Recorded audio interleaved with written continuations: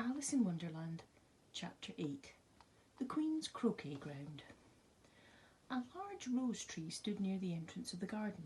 The roses growing on it were white, but there were 3 gardeners at it, busily painting them red. Alice thought this a very curious thing, and she went nearer to watch them. Just as she came up to them, she heard one of them say, "Look out now, Five, don't go splashing paint over me like that." "Well, I couldn't help it," said Five in a sulky tone. "Seven jogged my elbow." On which Seven looked up and said, "That's right, Five, always lay the blame on others." "You'd better not talk," said Five. "I heard the Queen say only yesterday you deserved to be beheaded." "What for?" said the one who had first spoken. "Well, that's none of your business too," said Seven. "Yes, it is his business," said Five, "and I'll tell him. It was for bringing the cook tulip roots instead of onions." Seven flung down his brush and had just begun, "Well, of all the unjust things," when his eyes chanced to fall upon Alice, as she stood watching them, and he checked himself suddenly, and the others looked round also, and all of them bowed low. Would you tell me," said Alice a little timidly, "why are you painting the roses?" 5 and 7 said nothing, but looked at 2. 2 began in a low voice, "Why, the fact is, you see, miss, this here ought to have been a red rose tree, and we put a white one in by mistake, and if the Queen was to find out, we should all have our heads cut off, you know. So you see, miss, we're doing our best afore she comes to—" At this moment, 5, who had been anxiously looking across the garden, called out, "The Queen! The Queen!" and the 3 gardeners instantly threw themselves flat upon their faces. There was a sound of many footsteps, and Alice looked round, eager to see the Queen. First came 10 soldiers carrying clubs. These were all shaped like the 3 gardeners, oblong and flat, with their hands and feet at the corners. Next to the 10 courtiers, these were ornamented all over with diamonds and walked 2 and 2 as soldiers did. After these came the royal children. There were 10 of them, and the little dears came jumping merrily along hand in hand, in couples. They were all ornamented with hearts.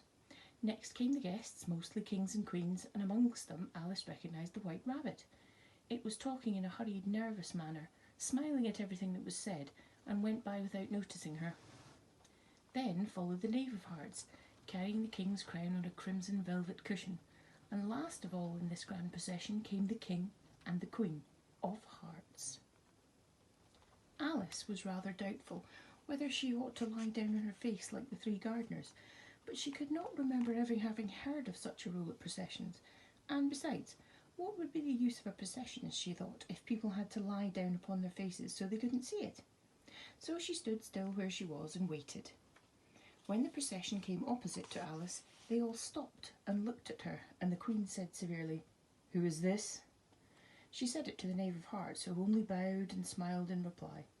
"Idiot," said the Queen, tossing her head impatiently, and turning to Alice, she went on, "What's your name, child?" "My name is Alice, so please your Majesty," said Alice very politely, but she added to herself, "Why, they're only a pack of cards after all. I needn't be afraid of them."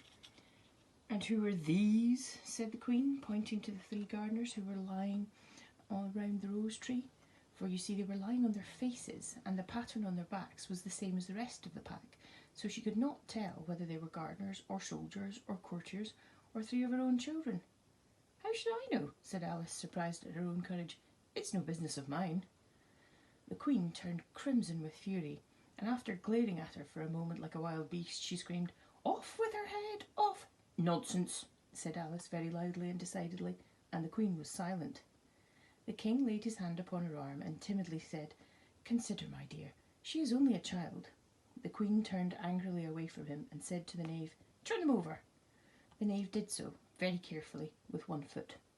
"Get up," said the Queen in a shrill, loud voice, and the 3 gardeners instantly jumped up and began bowing to the King and the Queen, the royal children, and everybody else.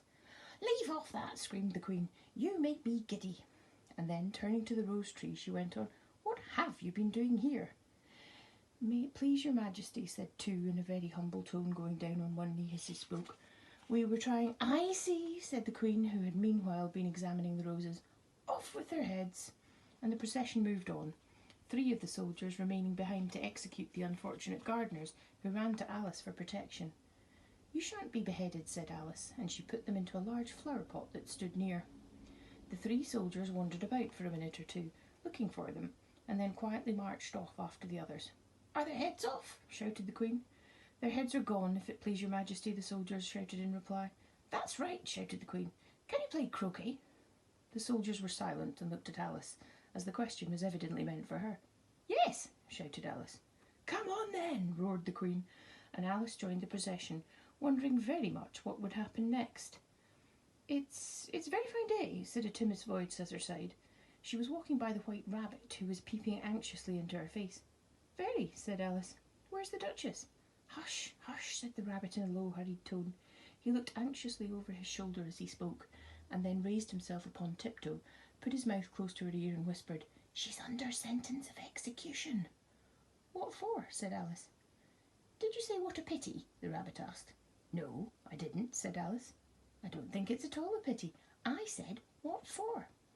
She boxed the Queen's ears, the Rabbit began, and Alice gave a little scream of laughter. Oh, hush, whispered the Rabbit in a frightened tone.